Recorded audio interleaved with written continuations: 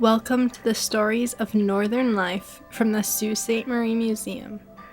This episode features a historical recording of Marjorie MacDonald, who reads a diary from her ancestors John and Maria Evoy.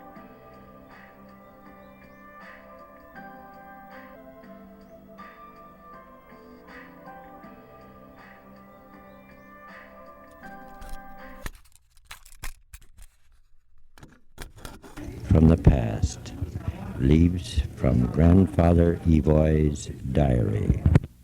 Come along because Mrs. McNeese sort of told us that Marjorie was working on a paper about John and Maria Evoy, and we'll be just getting set up here in a moment. Our usual pattern is to let the speaker give a prepared presentation, which we record for the benefit of those members who aren't able to be present in person at the meeting. And then there's sort of an easy give and take of question period following that. And Mrs. MacDonald has brought several photographs which will be of interest and will tend to point up certain highlights of her story. So the audience is yours, and we welcome you, Marjorie MacDonald, to tell us about some pages from the past, her grandfather or great-grandfather, great-great-grandfather Evoy's diary, which she has with her as well. Thank you very much, Mr. Wadley. Thank you. When Mrs. McNeese asked me first to come and speak, it was quite some time ago, about 2.5 to 3 years, and it just seemed that I never could get around to doing so. But I hope that what I'm going to say tonight is of interest to you. It is of interest to me, mainly because he is my ancestor. But I sometimes forget when I'm talking to others that they're just maybe not as interested in the family as I am. Having worked on it for about 14 years now, I've collected quite a lot of information.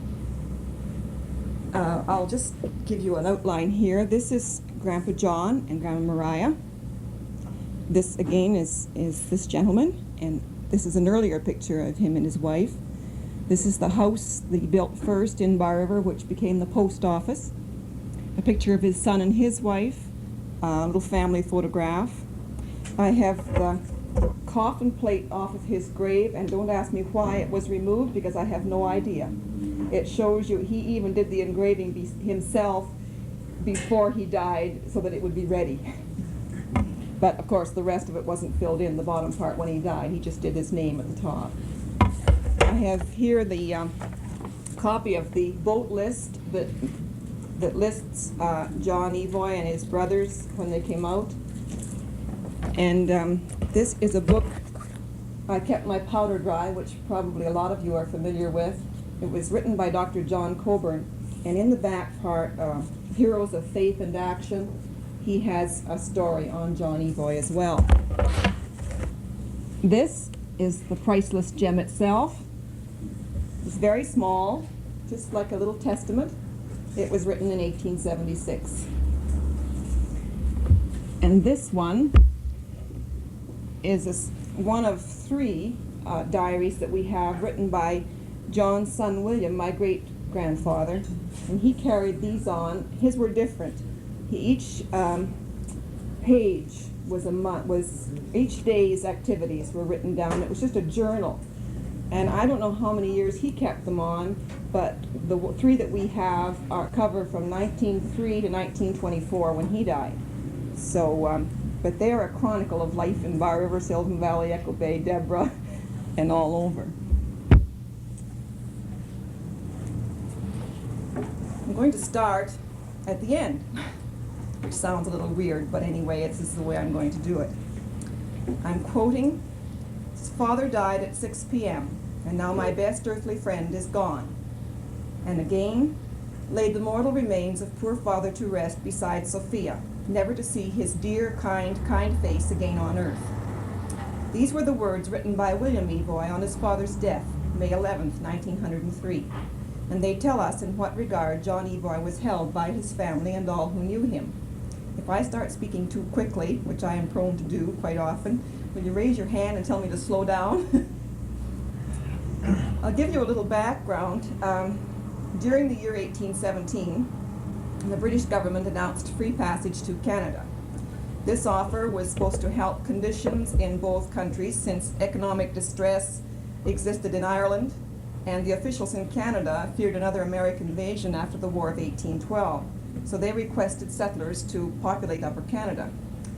Transportation problems developed, and it took a period of from 2 to 5 years before those who had signed up eventually arrived. On the boat list for November 1817 from Carlow and Wexford counties were the names of Matthew, Darby, and John Evoy, all brothers as far as we know.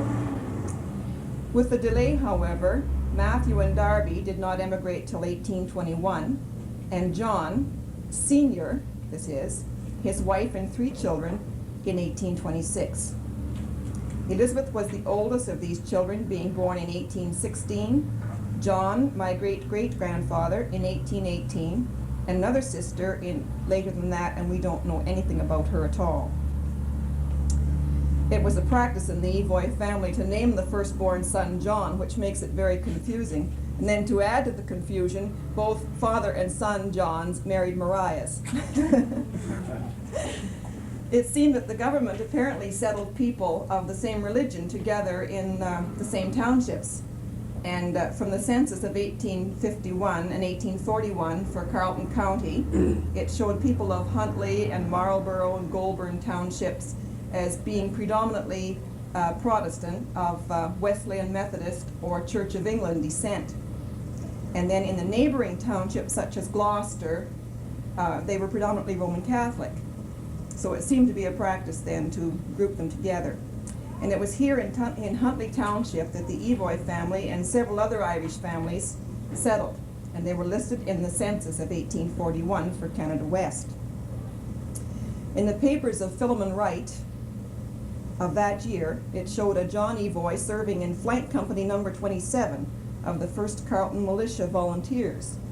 And I don't know whether this was John Sr. or John Jr., it didn't give any age. But early in that year of 1842, Elizabeth, the oldest in the family, was married. And then the family, father, mother, and the 2 remaining children moved to Clarendon Township in Quebec. No reason was given for this move. In the census of Quebec for 1842, it shows John and Maria and 2 members in the family. And their holdings were 200 acres, only 4 of which were under cultivation, which proves that they had only been there a short while. In 1843, Grandpa John married Maria Ralph. And by the next census in 1851, which they were held every 10 years, he had a family of 5 children. The farm had been divided and added to. And father and son lived here side by side and were written about in a series of articles about early families in Clarendon Township by the Reverend Father Gravel. He lived in Otter Lake, Quebec, and he died about a year and a half ago. But he published this series in the Shawville Equity several years ago. And it was through the efforts of this man that we obtained an awful lot of our information. And early in the year 1866 then, Grandpa John, I'll call him that, moved his family and his aged parents back to Ontario, to Carleton County. First in Goulburn Township and then in Marlborough Township. And here he lived for some time until he began to feel there was no future for his family in southeastern Ontario. The government was then offering free land grants in the north to those who would develop them, and so the family began to think once more of leaving. Diaries seemed to be a popular thing in those days, and Grandpa John kept one each year. The only one we have that survived the years was for the year 1876. The best one, really, because it covers part of his life in southern Ontario and part of his life preparing land in northern Ontario. The Evoy family held some prominence in the community of Marlborough. He was a blacksmith by trade as well as being a shoemaker. He made all of the shoes for his own family as well as many of his neighbors. And his own family by this time numbered 9, as well as a daughter-in-law and grandson. He was called upon by his neighbors to make shoes and harnesses for their horses, to frame pictures, to fix saws and other implements, and other various things. He often worked at the schoolhouse, putting in lamp chimneys, fixing windows, and this sort of thing. He was called to audit the council books, and he looked after the quarter roll for the Sabbath school, as it was called in those days. John Evoy was a deeply religious man, and each of his diaries was his personal friend. In them, although there are many interesting things pertaining to the hardships of the times, each day's writings ended with his personal petitions to God. He was terribly impressed with the passing of time and what little he felt he was doing to prepare himself for eternity. He often went to the, and I quote, pinery, as he called it in his diary, to pray, and he felt closer to God there. Prayer meetings were held in the schoolhouse as well as in homes, and they took place several times a week. He often talks of having a good sing, is the way he put it. But being a lay minister, he was often called on to lead a service, as well as Sabbath school on Sundays. He conducted burials, and he often gave spiritual help at the bedsides of those who were ill. His English was almost poetic for someone that had schooling back that far, and it was really a joy to read. In one writing, he tells of the drowning of one William Templeton, and says, and I quote, "I think of how 2 unthinking men going into eternity so suddenly," end quote. He served as foreman on the inquest jury at that time, and he attended the funeral. And this struck him very, very much. He said, "I've had some serious thoughts about the time when such a solemn cortege may move from my earthly home to convey this body to the house of all living." Times were hard for these pioneers. One trip to the grist mill that he mentions in his diary, he took 11 bushels of wheat, and it yielded 450 pounds of flour. And this trip, needless to say, took all day to grind the wheat and to come home again. Necessity being the mother of invention, he put his blacksmith trade to use and invented a potato planter. He even had it patented. However, we have never been able to find out what happened to it. So we're never sure whether Massey Harris owes us $1 million or not. The Algoma enterprise, as he called it, was foremost in his mind and in his prayers. And he often wondered if he was doing the right thing.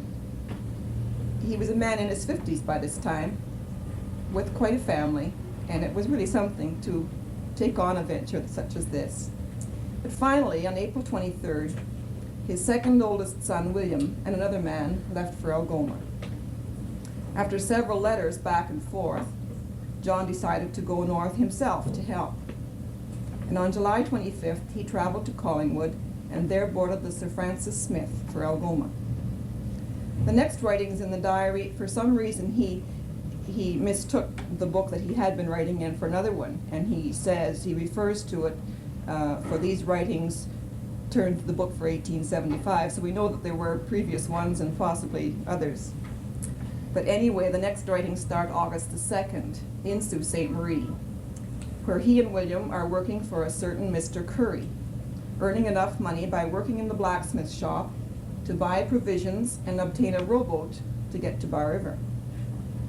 Here they would clear land until they ran out of provisions, then row back to the Sault. And they often stopped at, and I quote Grandpa, Camp Meeting Island to eat blueberries and rest. This is apparently Squirrel Island. And they often stopped at Church's Landing at Garden River. In the Sault, Mr. Curry must have been a minister, as far as we can figure out, because he seemed to be the one in charge of religious services, and Grandpa John often helped him. Other names mentioned, and these will probably be familiar to some of you working with the Historical Society, a Mr. Will, a Mr. Bradley, a Mr. Laundry, a Mr. Armstrong, a Mr. Williams, who was the chairman of the district, a Reverend Mr. Jeffers, a Reverend Mr. Ross, a Reverend Mr. Benson, a Reverend Mr. McDowell, and the Reverend Mr. Breeden. John worked in the 40, as he called it, gathering oats and peas and feeding the horses, sometimes having to make several trips a day, which sometimes added up to about 10 miles a day, just walking back and forth. Mr. Curry lived somewhere near Pym Street, I would think, because Grandpa mentioned staying there and going to the dock quite often to see the boats come in. And some of these boats that he mentions are the Ontario, the Cumberland, and the Manitoba. The blacksmith shop must have been fairly large, because Grandpa John mentions it was interesting to see the number of different jobs that would go on at one time. Mr. Curry and he were quite good friends, because he would even take supplies down to Bar River for him. And in one instance, he helped him haul out house timbers in exchange for work that Grandpa would do in the blacksmith shop. During a period of about 2 weeks, from the middle of September on, Grandpa John and Grandpa William stayed at Bar River, and having supplies brought in, they were able to stay right there and get some work done. September of 1876 seemed to be very wet, sometimes mixed with snow, according to his writings. And they didn't have anything to protect them from the rain, but just brush at night. They decided where the two houses should be, one for John and his family, and one for Grandpa William and his wife and their family. And they worked very hard hewing logs for the house and clearing land. They made arrangements with a family that was living there, and as far as I can make out, it was Lapishes, to put up hay for them. And then they finally felt that this was as much as they could do at that time with what money they had. And so they made arrangements to return to the Sioux, and thus from there back to Marlborough Township, where the rest of the family was still living. William bought a stove and furniture in the Sioux, and he stored it until they could return. And they proceeded to wait for the Sir Francis Smith to arrive at the locks. One incident was quite funny, that Grandpa was in prayer meeting, and they heard the boat whistle at the locks, and they felt it was a Sir Francis Smith because it was expected. And when they arrived there, it wasn't the right boat, and he was quite perturbed to think that he had to miss prayer meeting to get down to the dock. On October 18th, 1876, they left Sault Ste. Marie for home. The trip impressed Grandpa John very much, as well as the people he met. They were invited to select specimens of copper at Bruce Mines, where the Sir Francis Smith took on 400 barrels of fish, making a cargo of some 2,000 barrels. He met Mr. Diamond, who asked him to take on some lumber. And he mentions putting into Little Current and being wakened early in the morning by the boat whistle. After leaving there and passing a range of mountains of white rock, they landed safely at Killarney. Here they took on, and I quote Grandpa, an endless variety of boxes, trunks, and trumpery, whatever trumpery was. And at 10:30 they sailed out of the quiet harbor into the vast expanse of Georgian Bay, still 120 miles from Collingwood. They reached Collingwood at 4:30, October 20th, making the trip in 2 days. They then boarded the train for Toronto, and they stopped at both Allendale and Barrie. And while waiting for the Grand Trunk, which was the name of the train then, to complete the journey, they walked east through the city, this is Toronto, stopping at several stores, and found it a continued thoroughfare, in Grandpa's words. They traveled at a rate of 30 miles per hour, stopping at Brockville. And they changed trains at Prescott Junction for Kempville, and from there walked home, taking 4 hours to walk. After he got back home, for the rest of that year, life went on as much as usual with everyday things, as well as fixing up the house for sale and selling other things that they weren't planning to bring with them when they returned. On October 31st, Grandpa John writes, "I write, and watch out for Hallow Eve birds." He was quite put out because one of his sons was out, and he didn't think he should be. They spent the winter there, a very harsh one. He mentions one trip to market, which was in Ottawa, and this was in December. He and his daughter, Tressa, who was Mrs. William Kingshaw, left home at 2 a.m. in the morning, arriving in Ottawa at 8 o'clock in the morning. attending market, leaving Ottawa again at 2 a.m. the next morning, and traveling in a severe storm, finally arriving home at 10 o'clock in the morning. And this experience left Grandpa quite ill for over a week. He had made arrangements with the owner of the Sir Francis Smith while on board for their return trip to Algoma. And the charges were, this is interesting, $6 per head for horses, $4 per head for cows, and he says 20 cents per hundredweight for stuff. Now, just what stuff was, I suspect it was all their belongings, but this was his way of putting it. And he would accommodate the weaker members of the family with a cabin passage. This, I gather, was the female side. Sometime after March of 1877, then, the family moved to Algoma. And after their arrival, they were kept busy for a while fixing up the house that they had put up the previous year.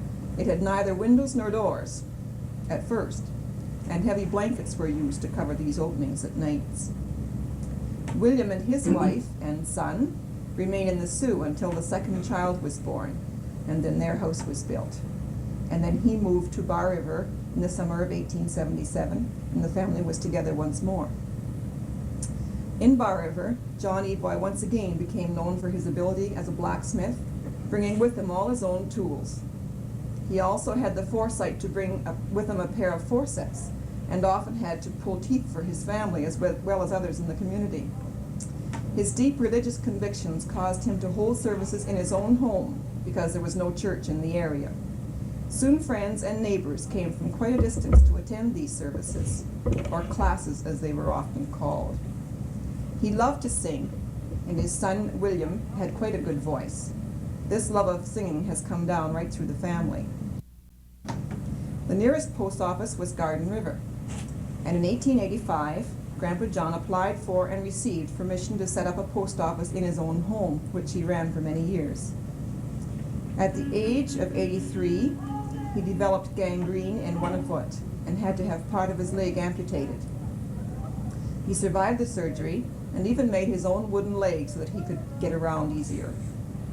He died of pneumonia at 85 and was buried in Laird Cemetery, as his son said, never to see his dear, kind face again on earth. He was a wonderful man. I wish I'd known him. It's taken over 12 years, as I said, of research to collect and compile this information, as well as make up a family tree listing all the births, deaths, marriages, etc. of the family. And we're at present preparing all of this information in a more detailed and complete form to be published into a book, hopefully by this summer.